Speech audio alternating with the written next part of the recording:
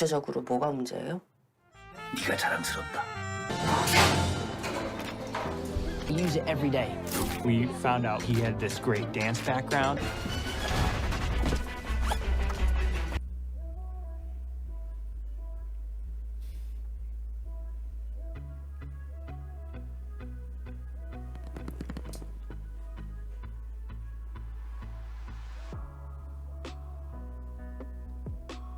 머신러닝, 로지스틱 리그레이션에 대해서 말씀드리도록 하겠습니다.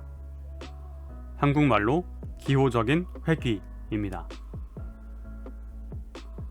로지스틱이란 말이 익숙하지 않으신 분께서는 LOG를 이용해서 로고라고 떠올려 보시면 좋습니다. 우리가 어떤 상품의 가치를 나타낼 때 로고를 보기도 하잖아요. 그런 부분들을 기억해 주시면 될 것 같아요.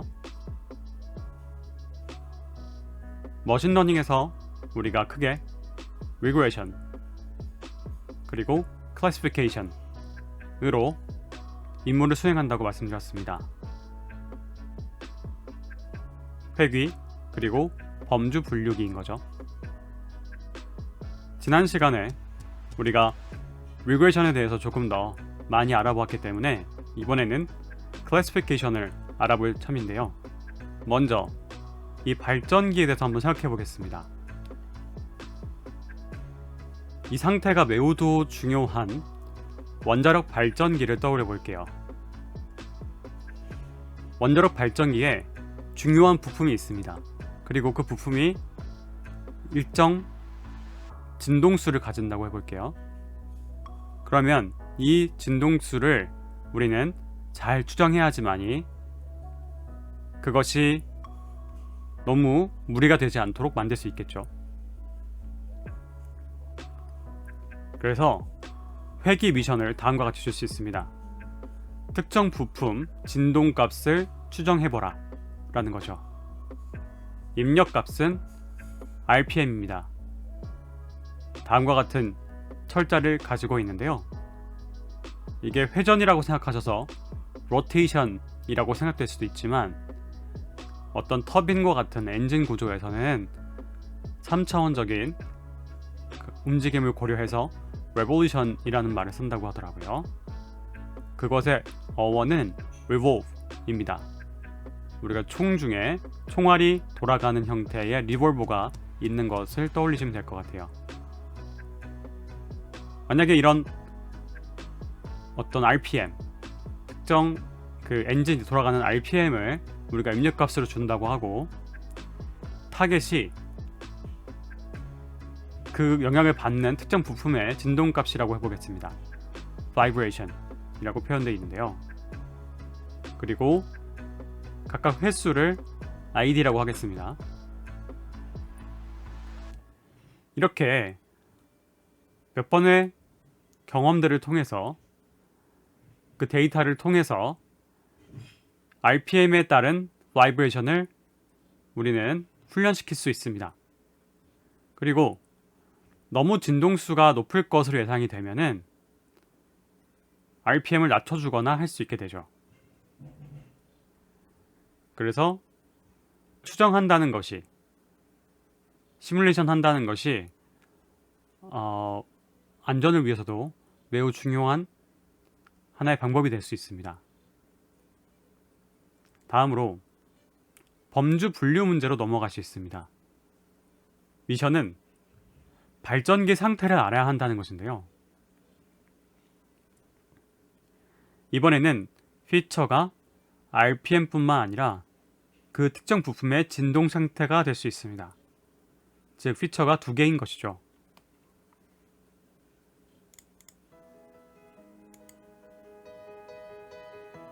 그래서 이렇게 두 개의 피처가 들어가 있을 때의 어떤 상태를 결과값, 레이블로 주어져 있습니다. 굿이냐 아니면 faulty, 약간 잘못된 결과를 내보내느냐 라고 구분할 수 있는 거죠. 그래서 이런 데이터들을 모아가지고 화면에 그래프화 시킬 수 있을 것이고, 그것에 대해서 몇 가지 방법들을 시도해 볼 수 있을 것입니다.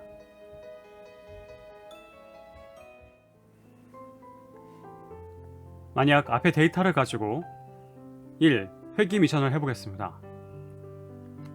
먼저 X축 RPM에 대해서 Y축 바이브레이션을 추정할 수 있겠죠. 선을 그어보게 되죠. 여기서 색깔, 파란색, 빨간색은 고려하지 마시고 이 X와 Y와의 관계만 보시면 됩니다. 만약에 데이터가 오른쪽 아래 방향으로 계속 점이 찍혀가고 있었다고 해보겠습니다. 그러면 일정 이상 RPM이 올라가면 해당 부품의 바이브레이션이 너무 내려가서 위험하다, 이렇게 판단을 내릴 수가 있게 되는 거죠. 다음으로는 이 범주 분류를 해보겠습니다. 아까와 다르게 이번에는 이 파란 데이터, 빨간 데이터를 구분할 수 있는 선을 만들게 됩니다. 주의할 점은 실제 회귀를 하기 위한 선이 아니라 분류를 하기 위한 기준선이 된다는 거죠. 이 기준선이 다음과 같이 일정수를 곱하고 일정수를 더한 형태라고 하겠습니다. 그래서 새 측정한 바이브레이션과 RPM의 조합이 회귀선 기준으로 아래 범주에 있으면 레이블이 faulty일 것이라는 분류 추정이 가능하게 됩니다. 이 회귀선 같은 경우에는 기준을 위한 회귀선입니다. 그런데 방금과 같이 좋다 나쁘다 이런 형태의 범주형 카테고리컬 분류에 문제점이 있습니다. 그것이 무엇이냐면 다음과 같습니다. 우리는 레이블을 색상으로 보고 알았습니다. 빨간색, 파란색으로 말이죠. 그런데 컴퓨터에게는 이것을 0 또는 1 숫자로 알려줘야만 합니다. 그래서 아래와 같이 그려질 수가 있게 되거든요. 그 중에 앞서서는 선형 회귀를 설명드리느라고 피처 2개를 사용한 그래프와 빨간색, 파란색으로 표현드렸지만 이번에는 그 피처 2개 중에서 하나만 표현했다고 생각해 보겠습니다. 예를 들어서 RPM만 고려해 보겠습니다. 그러면 이 RPM이 작거나 크거나 이렇게 표현할 수 있게 되고, 그랬을 때 레이블 상태가 좋고 나쁘고가 이렇게 표현되겠죠. 상태가 좋다, 나쁘다. 아까 우리는 직관적으로 색상으로 나타냈기 때문에 어색함을 못 느꼈습니다. 그런데 그것을 숫자로 나타냈더니 어색함이 좀 느껴집니다. 왜냐하면 이것을 구분하기 위한 회귀선을 만들어야 되는데 이렇게 이 둘을 완벽하게 나눠줄 수 있는 선을 만들기가 어렵다는 것이죠. 그래서 약간 다른 형태의 선을 필요로 하게 됩니다.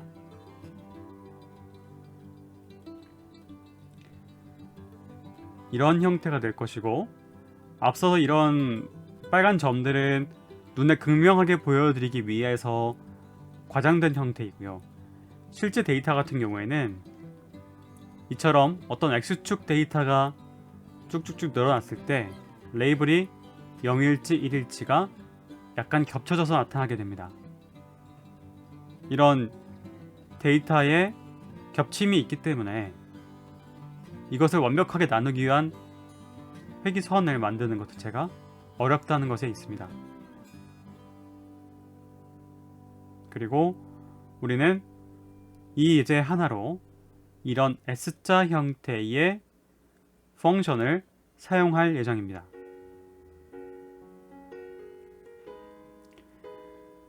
이렇게 0과 1 범주형으로 나타냈을 때 어색함이 느껴지시는 것도 당연합니다.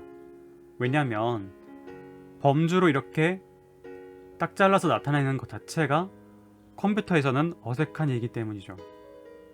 무슨 말이냐? 입력값은 연속형이면서 출력은 연속이 아니라 범주입니다. 그러한 예로 패스 기준이 70점이다. 이렇게 해보겠습니다. 그러면 30점으로 실패를 하든 60점으로 실패를 하든 동일하게 사회에서는 그냥 떨어진 것입니다. 컴퓨터에게는 그 차이를 이해시켜야만 되는 거죠. 비록 이렇게 어떤 입력 데이터가 연속적으로 제공되고 있긴 하지만 그 입력된 데이터 일정량 미만은 0으로, 일정 기준 이상은 1로 몰아야 되는 거죠. 그렇기 때문에 다음과 같은 형태의 기준선이 필요하게 되는 겁니다.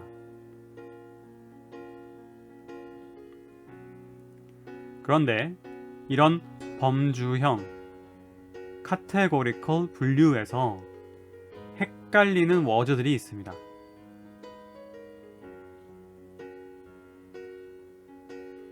대표적으로 다음과 같이 말씀드릴 수가 있겠는데요. 먼저 이것들을 각각 불러볼 테니까 나중에 돌이켜 보시면서 이런 것들이 잘 구분되시는지 확인 부탁드리겠습니다. 먼저 첫 번째로 로짓이란 말이 있습니다.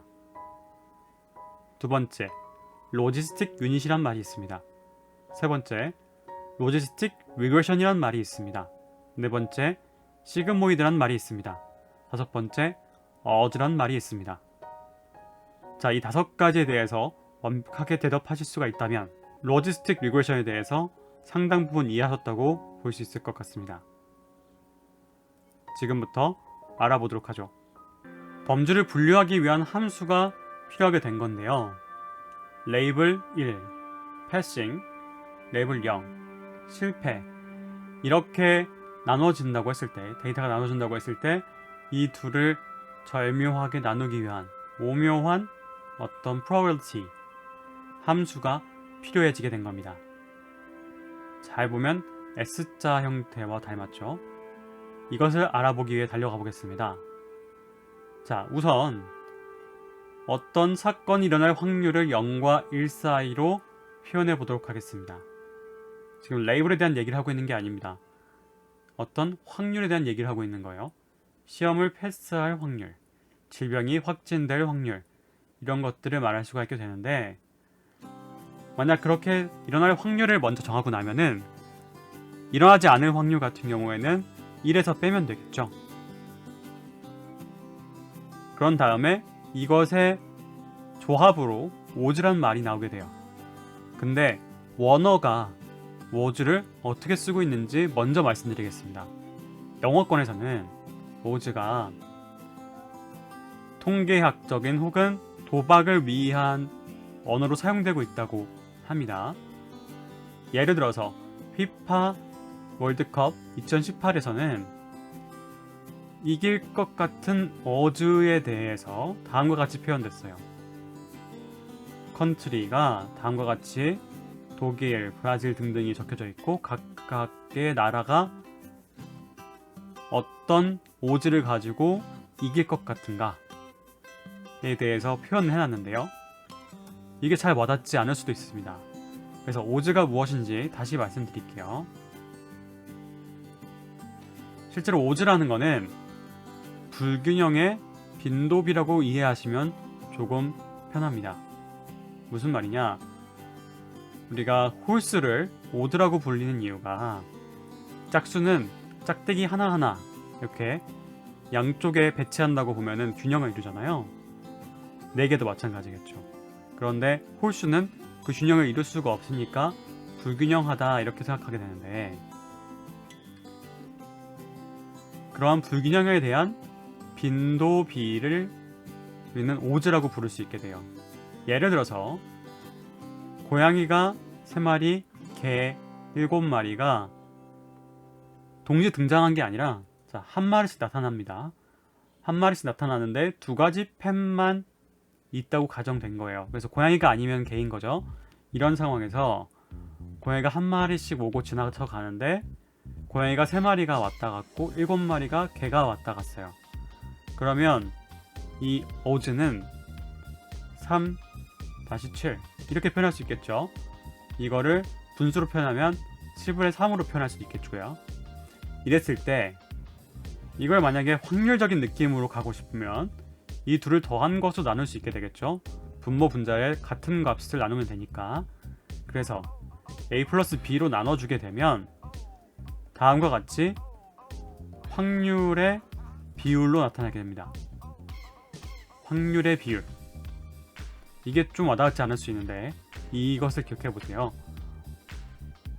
어떤 고양이가 나타날 확률과 개가 나타날 확률을 나누어 보았다.